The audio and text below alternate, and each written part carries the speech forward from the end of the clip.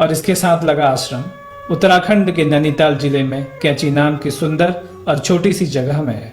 यह आश्रम बाबा नीम करोली महाराज को समर्पित है। कैंची धाम आश्रम नैनीताल से 23 किलोमीटर दूर नैनीताल अल्मोड़ा रोड पर भवाली के समीप समुद्र तल से 1400 मीटर्स की ऊंचाई पर स्थित है। देश की राजधानी दिल्ली से 321 किलोमीटर, उत्तराखंड की राजधानी देहरादून से 343 किलोमीटर और उत्तर प्रदेश की राजधानी लखनऊ से कैंची मंदिर की दूरी 390 किलोमीटर है।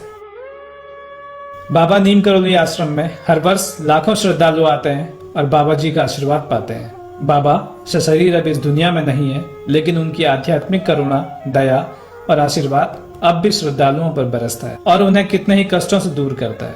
बाबा नीम करोली महाराज को कई लोग हनुमान जी का अवतार मानते हैं। 25 मई 1962 को बाबा जी ने अपने पावन चरण प्रथम बार इस भूमि पर रखे। यह जगह उन्हें बहुत पसंद आई। शिप्रा नाम की छोटी सी पहाड़ी नदी के किनारे सन 1962 में उन्होंने अपने भक्तों के सहयोग से कैंची धाम की नींव रखी। यहाँ 2 घुमावदार मोड़ हैं जो कि कैंची के आकार के हैं, इसलिए इस जगह का नाम कैंची पड़ा।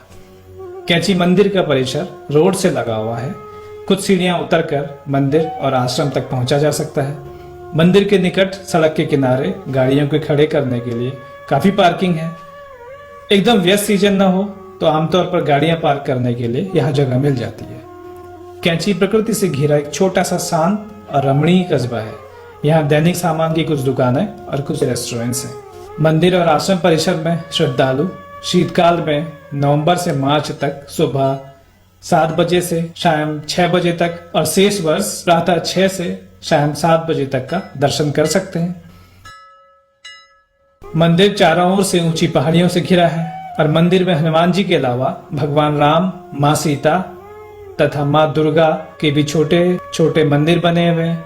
किंतु कैंची धाम मुख्य बाबा नीम करोली महाराज और हनुमान जी की महिमा के लिए प्रसिद्ध है। यहाँ आने पर व्यक्ति अपनी सभी समस्याओं के हल प्राप्त कर सकता है। बाबा नीम करोली महाराज का संन्यास पूर्व नाम पंडित लक्ष्मी नारायण शर्मा था। उनका जन्म सन 1900 के आसपास उत्तर प्रदेश के अकबरपुर गांव में एक ब्राह्मण परिवार में हुआ था। छोटी अवस्था में गृह त्याग के पश्चात साधना कर उन्होंने ज्ञान प्राप्ति कर ली थी और अपना जीवन लोक कल्याण को समर्पित कर दिया। बाबा नीम करोली महाराज से श्रद्धालु हमेशा चमत्कृत और विस्मित होते रहे, परंतु बाबा स्वयं सादगी पसंद और दिखावे से दूर रहते थे। ब्रिटिश काल में एक टिकट परीक्षक ने रेलवे में प्रथम श्रेणी में यात्रा कर रहे युवा योगी को टिकट नहीं होने पर अपमानित कर अगले स्टॉप में ट्रेन से उतार दिया, लेकिन इसके बाद गार्ड के ग्रीन सिग्नल और ड्राइवर के बहुत कोशिश के बाद भी ट्रेन आगे नहीं बढ़ पाई। तब किसी ने टिकट कलेक्टर को सुझाया कि बाबा जी से माफी मांग ली जाए तो ट्रेन शायद आगे बढ़े। इसके बाद रेलवे कर्मी को अपनी गलती का एहसास हुआ। उसने बाबा जी से माफी मांग ससम्मान उन्हें सीट पर बैठाया, तभी ट्रेन आगे बढ़ी। जिस जगह पर बाबा जी को उतारा गया था उस जगह का नाम नीम करोली है, जो इस घटना के बाद विख्यात हो गया। इसके बाद उन्हें बाबा नीम करोली अथवा बाबा नीम करोली कहा जाने लगा। बाबा जी के बारे में कई किस्से हैं जो उनके भक्तों ने अनुभव किए, सुने या लिखे हैं।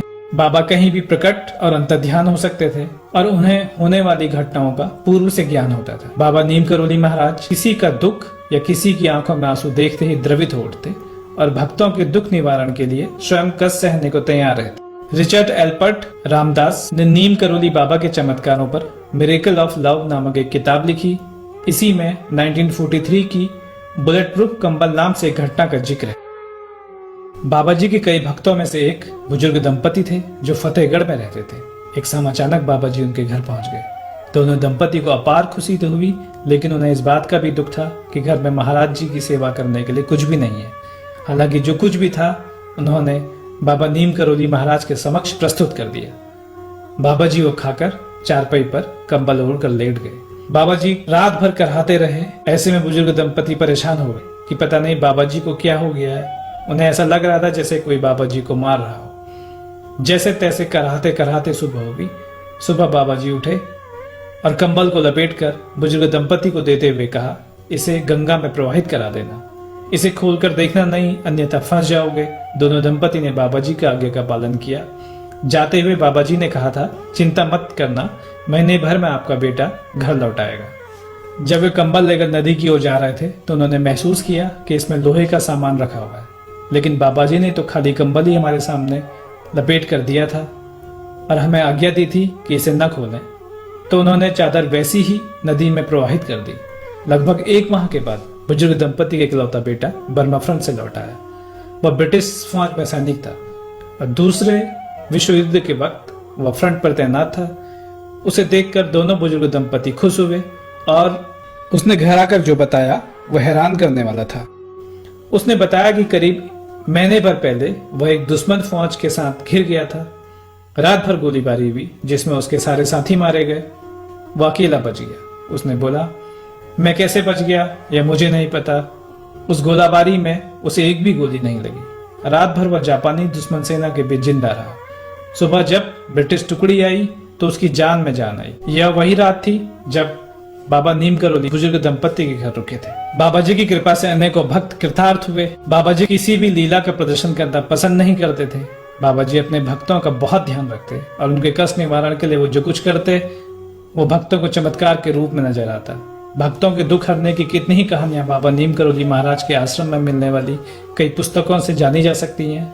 उनके कैंची के अलावा दूसरी कई जगहों में भी उनके बनाए या उनसे जुड़े सैकड़ों की संख्या में मंदिर हैं। बाबा जी ने अपनी समाधि के लिए वृंदावन की पवित्र भूमि को चुना, जहां बाबा नीम करोली महाराज का एक आश्रम भी है। 10 सितंबर 1973 की मध्य रात्रि में रामकृष्ण मिशन हॉस्पिटल वृंदावन में उन्होंने देह त्याग दिया और निरंकार में लीन हो गए। बाबा नीम करोली महाराज जी के निर्वाण के 3 वर्ष पश्चात 1976 में 15 जून को बाबा जी की मूर्ति स्थापना और अभिषेक किया गया कैंची मंदिर धाम में। यह दिन महाराज जी ने स्वयं तय किया था।